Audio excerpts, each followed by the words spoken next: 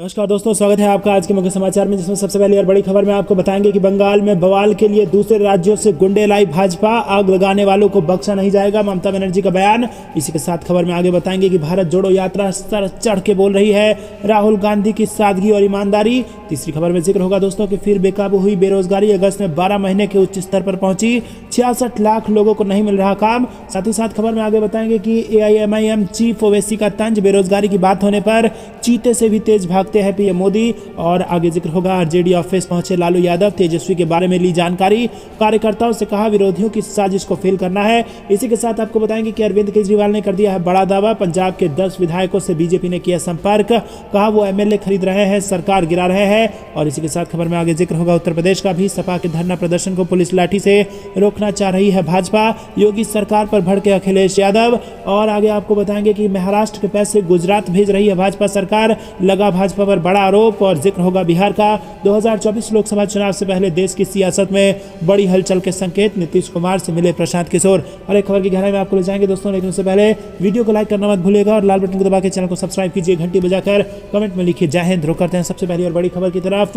बंगाल में बवाल के लिए दूसरे राज्यों से गुंडे लाई भाजपा, आग लगाने वालों को बख्शा नहीं जाएगा, ममता बनर्जी का बयान। जी हां दोस्तों, पश्चिम बंगाल की मुख्यमंत्री ममता बनर्जी ने बुधवार को आरोप लगाया कि भाजपा मंगलवार को राज्य सचिवालय नवन्ना तक अपने मार्च के दौरान हंगामा करने के लिए दूसरे राज्यों से गुंडों को लेकर आई थी। और उन्होंने कहा कि मैं अग्निअस्त्र और बम के साथ आंदोलन करने वाले लोगों को बर्दाश्त नहीं करूंगी। ममता बनर्जी ने पूर्वी मिदनापुर जिले में एक प्रशासनिक समीक्षा बैठक की संबोधन करते हुए कहा कि बीजेपी उस हंगामे में शामिल होने के लिए लोगों को ट्रेनों के जरिए लेकर आई और यहां तक कि दूसरे राज्यों से भी गुंडे लाए गए, जिन्होंने ईंट पत्थर और बम फेंके हैं, जिसमें कई पुलिसकर्मी घायल हो गए। मैं इनको बर्दाश्त नहीं करूंगी। और दोस्तों, यहां पर बड़ा ऐलान कर दिया है ममता बनर्जी ने, जिसके बाद गुंडों का होगा पश्चिम बंगाल में मुकम्मल इलाज। आपको क्या लगता है, क्या होना चाहिए पत्थरबाज गुंडों के साथ? कमेंट में जरूर बताइए। रुक करते हैं अगली बड़ी खबर की तरफ। भारत जोड़ो यात्रा सर चढ़ के बोल रही है, राहुल गांधी की सादगी और ईमानदारी। जी हां दोस्तों, बड़ी खबर आ रही है। एक सवाल ये उठ रहा है कि भारत जोड़ो यात्रा केरल में इतने ज्यादा दिन क्यों बीत रही है? उत्तर प्रदेश, जहां भारत को जोड़े जाने की जरूरत सबसे ज्यादा है, वहां सिर्फ 2 दिन और जुड़े जुड़ाए केरल में 18 दिन। तो इसका जवाब केवल यही है कि यात्रा को एक सीधी रेखा में रखा गया है।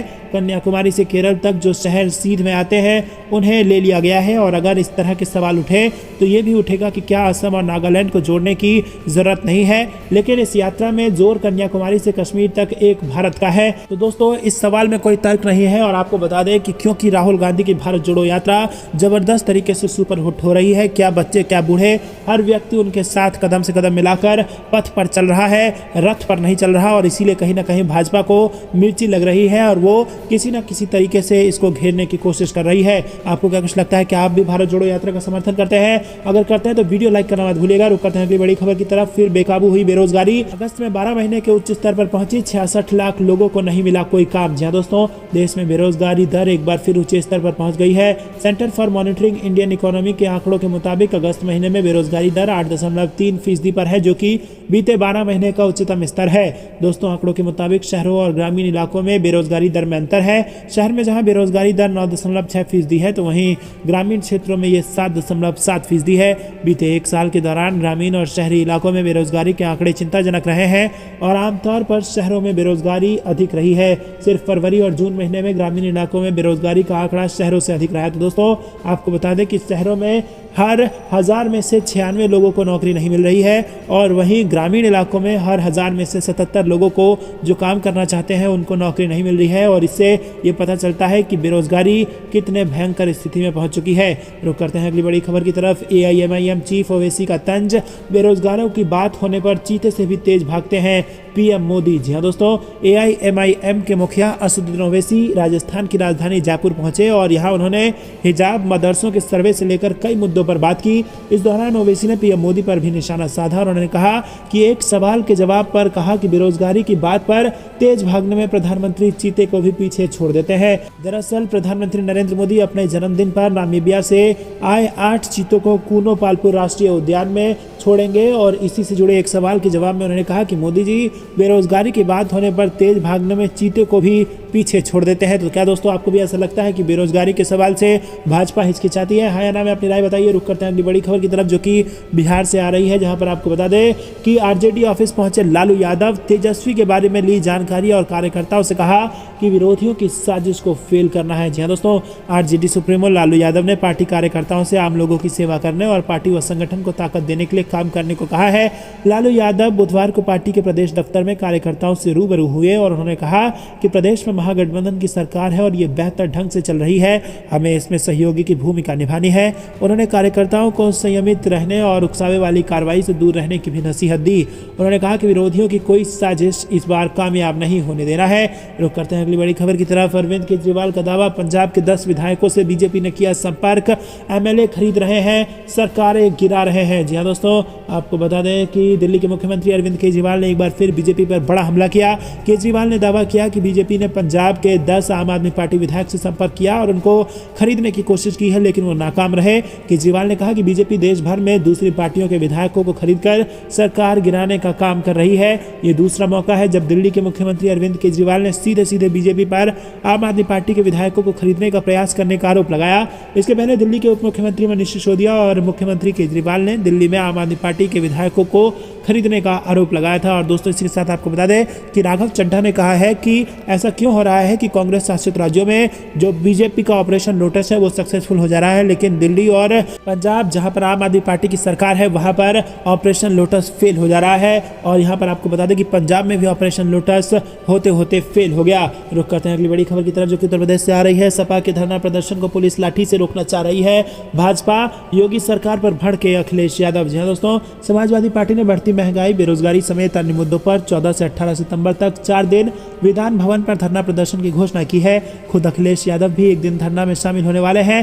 पहले ही दिन सपाइयों को विधान भवन तक नहीं जाने दिया गया और इससे सपा प्रमुख अखिलेश यादव भड़क गए। उन्होंने यूपी की योगी सरकार पर हमला बोला और अखिलेश ने कहा कि भाजपा सरकार लाठी पुलिस से हमें रोकना चाहती है और सपा नेताओं को सरकार द्वारा रोकना साबित करता है कि उन मुद्दों से जनता परेशान है।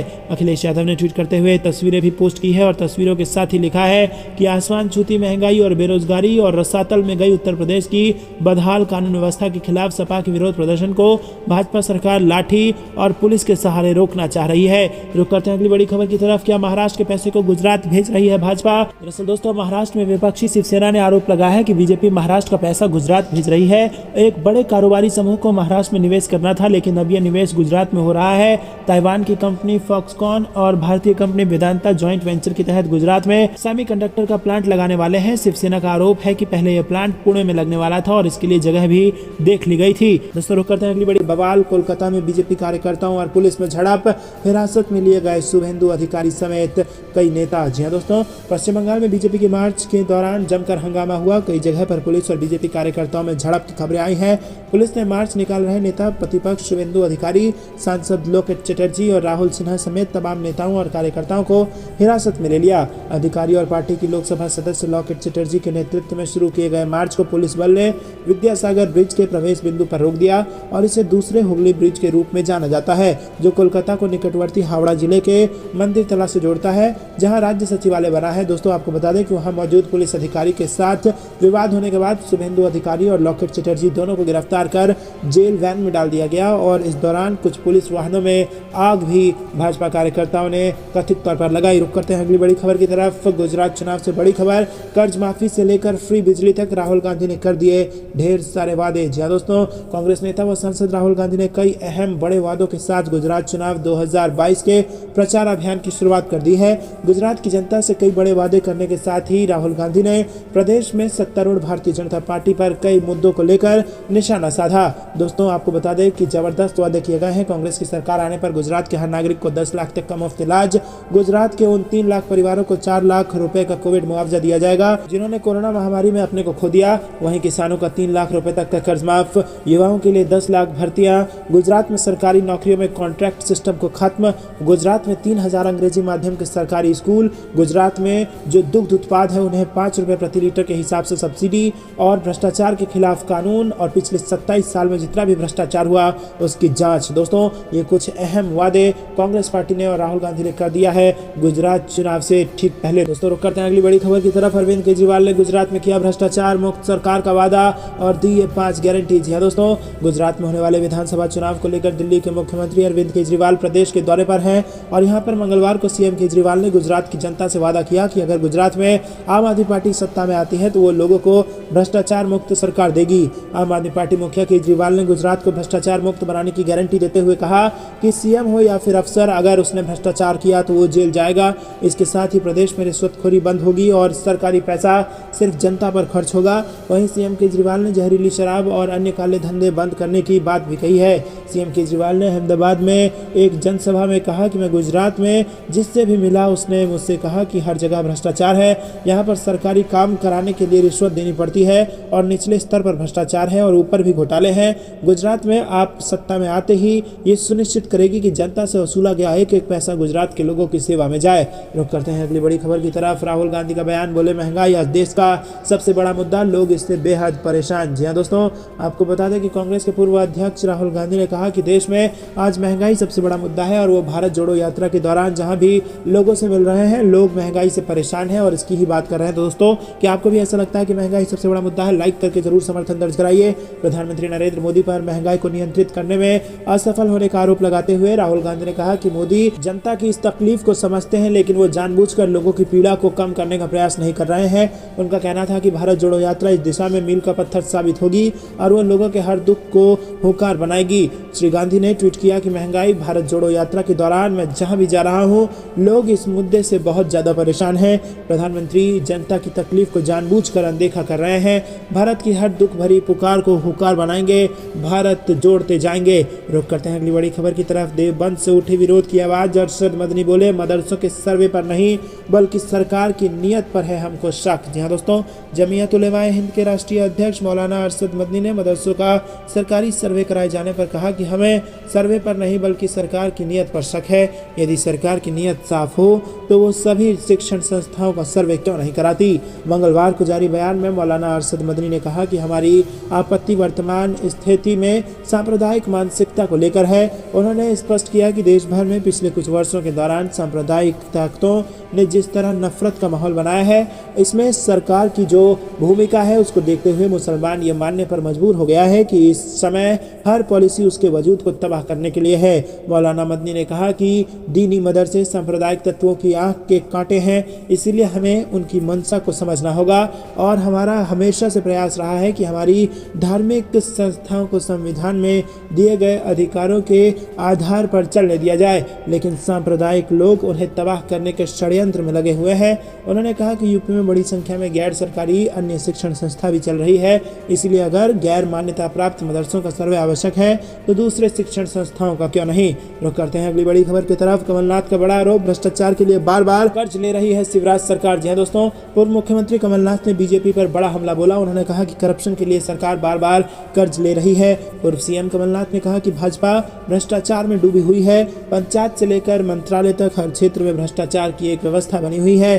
करप्शन के लिए कर्जा लिया जा रहा है जिससे बड़े बड़े ठेके दिए जाएं। ठेके के एडवांस से इनकी कमीशन बन जाती है। काम हो या ना हो इसकी कोई चिंता नहीं है। ये कर्जा किसानों, कर्मचारियों और बेरोजगारों के लिए नहीं लिया जा रहा। हमारे समय में जितना कर्जा होता था उतना तो आज इस कर्जे का ब्याज हो रहा है। ये आज मध्य भारत की तस्वीर हमारे सामने है। दोस्तों रुक करते हैं अगली बड़ी खबर की तरफ। आईएएस अधिकारी के जाली साइन कर बैंक से 1,62,00,000 का कर्ज लेने के आरोप में बीजेपी नेता गिरफ्तार। जी दोस्तों, प्रतापगढ़ में बीजेपी के एक वरिष्ठ नेता को अपने आईएएस अधिकारी भतीजे के फर्जी साइन कर 1.62 करोड़ रुपए कर्ज हासिल करने के आरोप में गिरफ्तार किया गया है। वरिष्ठ पुलिस अधिकारी ने मंगलवार को इस घटना की जानकारी दी। पुलिस अधीक्षक सतपाल अंतिल के मुताबिक आरोपी की पहचान रवि प्रताप सिंह के रूप में हुई है, जिन्हें सोमवार शाम को गिरफ्तार कर लिया गया। जानकारी के मुताबिक मामला साल 2020 का है। रुक करते हैं अगली बड़ी खबर की तरफ। गुजरात में कांग्रेस का नया फार्मूला, खाम के बाद अब बादाम थ्योरी पर लड़ेगी चुनाव। जी हां दोस्तों, गुजरात चुनाव में कांग्रेस अपने नए फार्मूले के साथ उतरने की तैयारी कर रही है। प्रदेश में कांग्रेस के पूर्व मुख्यमंत्री माधव सिंह सोलंकी के समय की खाम थ्योरी अभी तक चल रही है, जिसके जरिए कांग्रेस ने गुजरात में अब तक सबसे ज्यादा सीटें हासिल की थी। हालांकि अब गुजरात कांग्रेस बादाम थ्योरी अमल करने पर विचार कर रही है। कांग्रेस की खाम थ्योरी में क्षत्रिय, हरिजन, आदिवासी और मुस्लिम शामिल थे, जिसे प्रदेश के पूर्व सीएम माधव सिंह सोलंकी के समय अमल में लाया गया था। लेकिन अब पार्टी बादाम थ्योरी लाने पर विचार कर रही है, जिसमें ओबीसी, दलित, आदिवासी और मुस्लिम वर्ग के लोगों के लिए न्याय की बात करेगी। रुक करते हैं अगली बड़ी खबर की तरफ। क्या यूपी से लोकसभा चुनाव लड़ेंगे नीतीश कुमार? सपा को कितना फायदा दिलाएगी बिहार की मुख्यमंत्री? जी हाँ दोस्तों, बिहार के मुख्यमंत्री नीतीश कुमार ने लोकसभा चुनाव 2024 में भाजपा को घेरने की कवायद तेज कर दी है। सियासी गलियारे में चर्चा है कि नीतीश कुमार उत्तर प्रदेश की किसी लोकसभा सीट से भी चुनाव लड़ सकते हैं और उनके इस कदम से सपा को बड़ा सियासी फायदा हो सकता है। दोस्तों, आपको बता दें कि जेडीयू नेता ने कहा है कि नीतीश कुमार देश के बड़े नेता हैं और उत्तर प्रदेश की जनता चाहती है कि नीतीश कुमार न सिर्फ यहां से चुनाव लड़ें बल्कि प्रदेश के विकास में अहम योगदान दें। अब तक भाजपा से गठबंधन होने के नाते नैतिकता के आधार पर पार्टी यूपी में ज्यादा दखल नहीं देती थी। अब जनता की डिमांड है कि नीतीश कुमार यूपी भी आए और इसीलिए हम देख रहे हैं कि यूपी में जेडीयू के लिए क्या क्या और कैसी कैसी संभावनाएं बन सकती हैं। दोस्तों, अभी के लिए इतना ही। अंत तक बने रहने के लिए बहुत बहुत धन्यवाद। जाने से पहले वीडियो को लाइक जरूर कीजिए और लाल बटन को दबा के चैनल को सब्सक्राइब करके घंटी बजाकर कमेंट में लिखिए जय हिंद, जय हिंद, जय भारत।